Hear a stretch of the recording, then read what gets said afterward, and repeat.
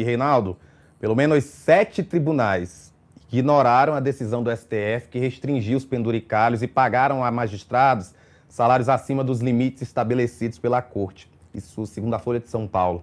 A reportagem analisou os dados de 8 cortes estaduais, por serem os únicos que enviaram dados completos ao painel de remuneração do CNJ, o Conselho Nacional de Justiça. Foram identificados supersalários nos tribunais de justiça de Goiás, aqui no DF, Maranhão, Paraná, Rio de Janeiro, Rio Grande do Norte e Rondônia. Somente o de Pernambuco ficou fora da lista. O maior valor recebido por uma única pessoa foi aqui, no Distrito Federal. Uma juíza ganhou R$ 495 mil depois de se aposentar.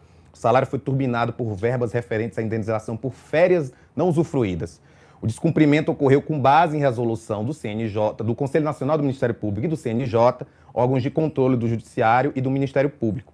De acordo com a reportagem, em maio, 616 juízes e desembargadores receberam vencimentos acima do teto, que é de R$ 46.400.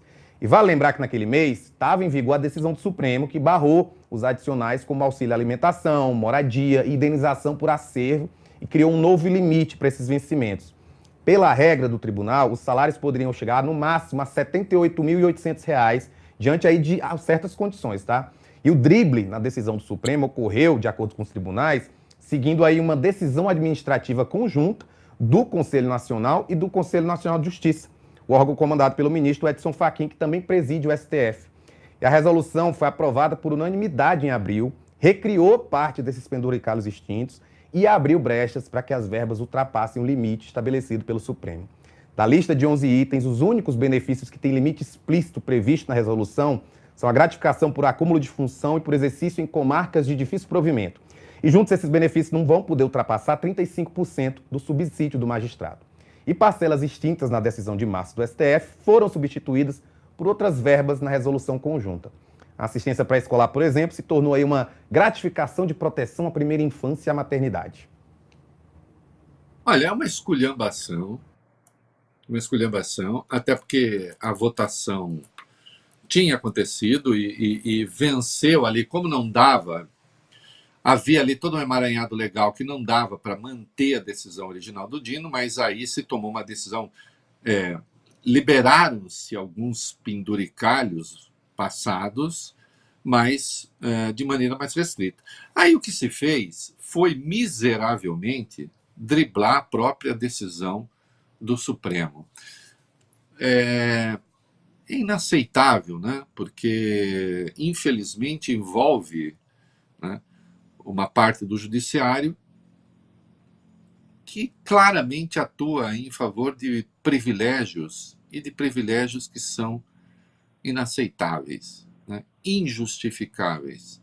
Nada disso se explica, a não ser, sei lá, aqueles que acham que têm direitos especiais determinados por algum direito divino, né? Por alguma determinação divina. Os ministros Alexandre de Moraes e Flávio Dino deram nesta segunda-feira um prazo de 48 horas para os presidentes de 7 tribunais de justiça explicarem o pagamento desses chamados penduricalhos.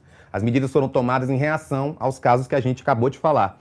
Os ministros determinaram a intimação imediata dos presidentes dos tribunais de justiça das seguintes unidades: Distrito Federal, Goiás, Maranhão, Paraná, Rio de Janeiro, Rio Grande do Norte e Rondônia. Eles têm, então, 48 horas para atender essa determinação. E caso a ordem não seja cumprida, os responsáveis poderão sofrer o afastamento imediato do cargo de direção, além de responderem nas esferas penal, civil e disciplinar. De acordo com despachos, as instituições devem fornecer dados sobre valores e verbas pagas a cada magistrado da ativa, aposentados e pensionistas, referentes aos meses de abril, maio, junho e julho deste ano. Também devem indicar de forma individualizada as verbas remuneratórias e indenizatórias e anexar aos processos cópias das folhas de pagamento dos meses citados.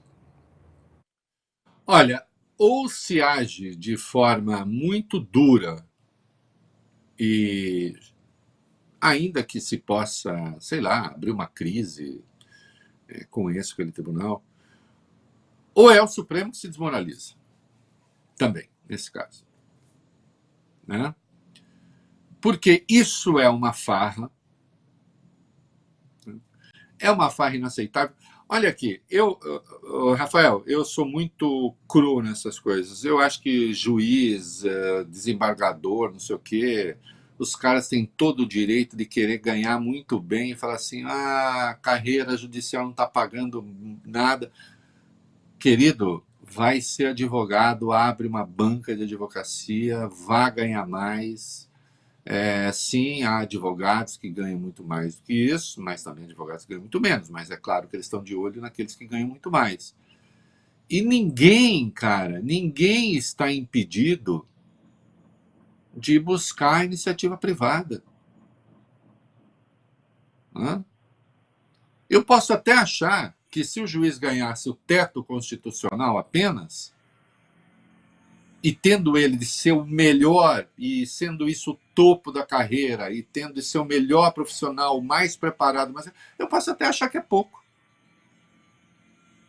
Eu posso até achar que é pouco. Mas isso também é uma escolha que a pessoa faz. Também existe aí um misto entre a escolha feita, a vocação, a estabilidade. Tem um conjunto de coisas. Agora, ir acumulando benefícios que são absolutamente inaceitáveis, por que é que tem que ter auxílio creche? Por quê? Por que tem que ter auxílio? Não sei o quê? Por que os outros trabalhadores podem viver sem isso e eles precisam disso? E vão perdendo completamente o limite, de sorte que você tem esses vencimentos absolutamente escandalosos, que aí sim alcançam patamares não da média dos advogados brasileiros que atuam no setor privado, alcançam patamares de grandes estrelas, de escritórios de advocacia gigantescos, que têm causas multimilionárias. Não é o caso. Não é aceitável. E, portanto, ou isso vem acompanhado, em não se cumprindo as coisas, de punição para valer, né? De gente que descumpre decisão judicial, ou o preço, e as coisas já não andam muito bem, é o discreto mesmo. O brasileiro não tem por que entender isso, ser complacente com isso, achar que isso é razoável.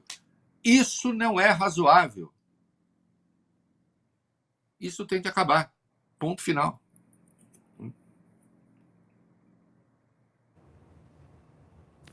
É isso, Reinaldo. A gente não foi impedido pela internet. Ela tenta nos derrubar, mas ela não consegue. E a gente vai continuar trazendo o programa. Amanhã a gente está de volta a partir da 1h da tarde. É isso, querido. Até lá. Tchau. Até mais.